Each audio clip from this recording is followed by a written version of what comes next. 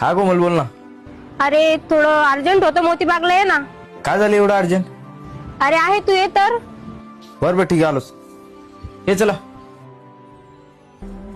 बोल ना काय झालं? अरे माझ्या बहिणीसाठी ना मुलगा बघत आहे. अरे वा, कॉंग्रॅच्युलेशन, चांगली गोष्ट आहे ना. माझी बहीण ना एका मुलावर प्रेम करते आणि तो मुलगा पण तिच्यावर प्रेम करतोय. हा तर मग काय झालं? अरे त्या दोघांना लव्ह मॅरेज करायचंय, पण तुला माहितीये ना माझ्या घरचे राजी होणार नाहीयेत.